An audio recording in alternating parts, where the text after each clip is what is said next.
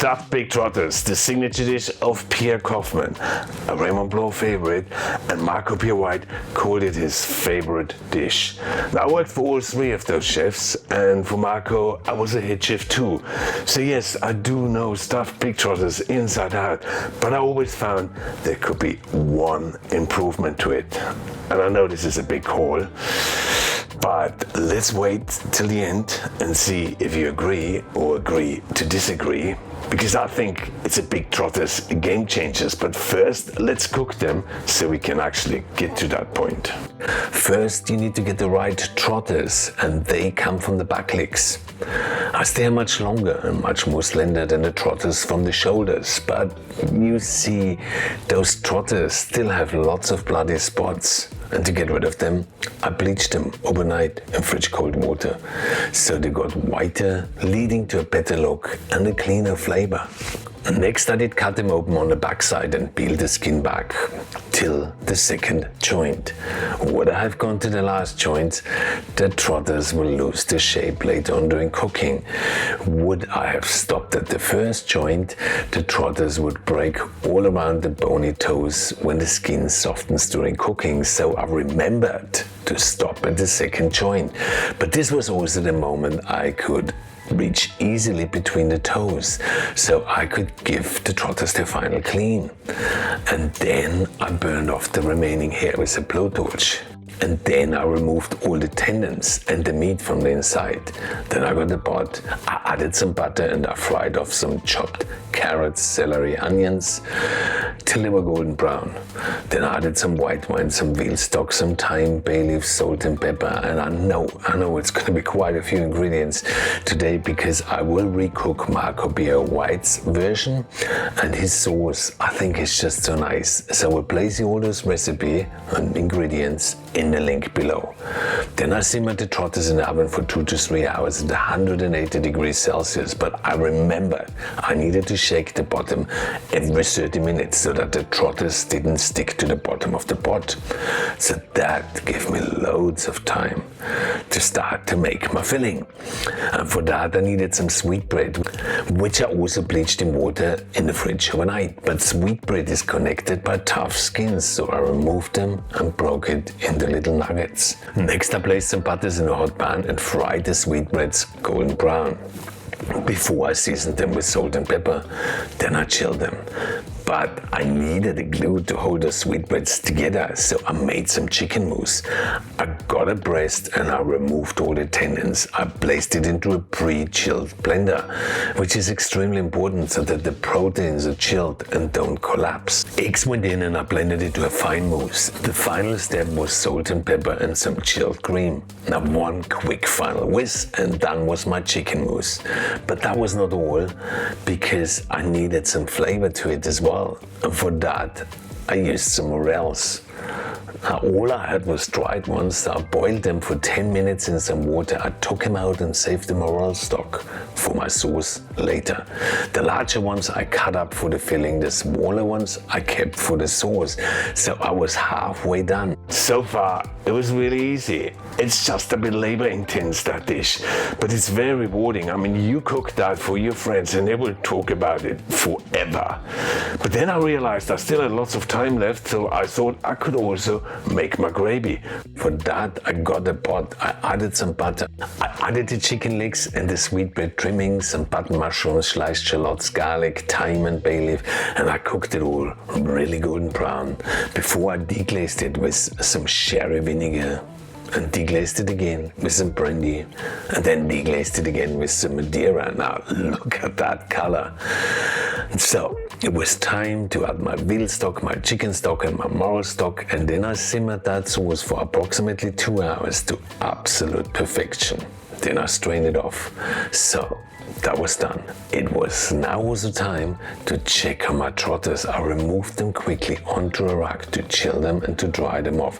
The cooking liquid I strained off and added it to my other gravy. I then also added some shallots to that sauce and the small morels and cooked them for approximately 20 minutes till they were all soft. And then I took them out and I finished the perfectly reduced gravy with a little bit of butter and cream. At that time, my trotters were at room temperature. This was important as the Trotters skin breaks so easily when they're too hot. But if the skin chills, the collagen hardens and makes them so much easier to fill. And you can clearly see that those Trotters don't have that great of a color. For me, they're far too pale, and that's where my secret trick comes in. But first, I needed to fill them, so I got the chilled chicken mousse, the chilled sweetened bread, the chopped up morels, and I mixed it all together. I placed the Trotters onto buttered tin foil and filled them, especially around the toe area, which is a bit tricky, but it's important so to keep their shape. Then I rolled the Trotters and twisted the ends, so I got them perfectly shaped.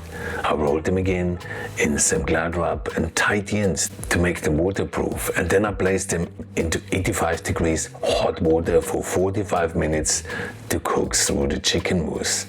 Wow, I was almost there, but now I had to wait. Now that gave me plenty of time to make my Paris mash. For that, I needed some firm flesh potatoes, as they taste so much better than starchy potatoes. Potatoes for mashing, you always need to steam. Why? I mean, you don't want to wash out all the flavor and all the starch and let them soak up with water. Try to steam them next time and let me in the comments below what you think.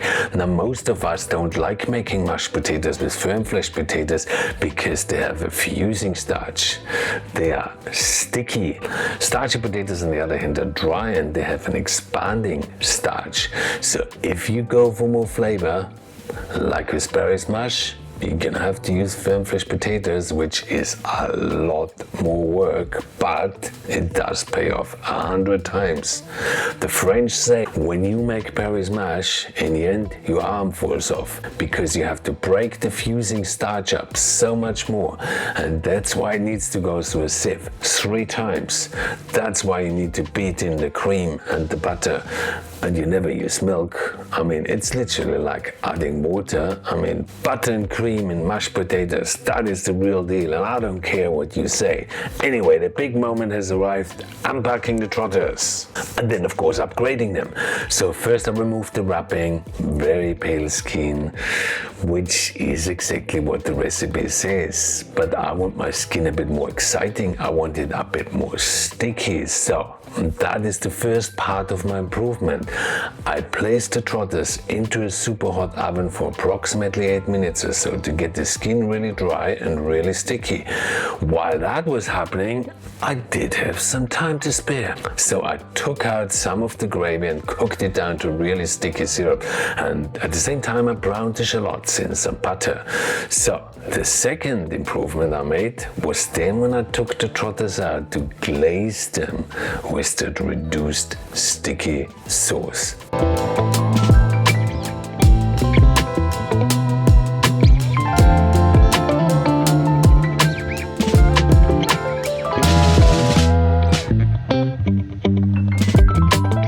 So now I got a better textured skin. I got a much more intense gravy flavor because the gravy sticks onto the Trotters and it's thicker. And let's not forget that I think that those Trotters look so much better. A good story when working for Marco. I mean, well, there are a few, but there's one that still makes me smile today. So imagine the late 90s, very little internet. An American lady, a journalist, comes to do an article on him in London. So she wanders around the dining room, chats with the waiters while they sort of get ready for dinner, and scribbles down loads and loads of notes. Now, loads of those waiters were French. Anyway, she then sort of comes to the kitchen and does the same, chats to chefs. Marco in his office at the back end of the kitchen sees her and slowly comes out to greet her. So she asks him this and she asks him that, and they sort of chat along. Now, there was a lot of French chefs in that kitchen too, plus Italians and a few other nations. So as the conversation goes on, she asks him, "So Marco, I noticed you have a lot of French staff in your restaurant. Do you mind asking me, do you speak French?" He replies, "No, I don't." So she asks him, "Do you mind asking me, how do you communicate with all that French staff?" he at the time sort of had quite a questionable look on his face, and he starts to look over the kitchen and looks around and makes eye contact with one of the chef. Immediately yells over, "Oi, you French! Come over here!" The guy, of course, being French, quickly runs over and responds, "Oui, chef!" Marco turns to the American lady and says, "That's how I communicate with my French chefs." I mean, the shock on her eyes, she literally froze. Stormed out the kitchen, it's probably highly offended, into the dining room, and I think that's the last we saw of her. I mean, I'm not too sure what happened to that article. Anyway, I hope you liked the video. Check out my video on fondant potatoes, because I think they could go really nice with that pig trotter stew, and I look forward to seeing you next time.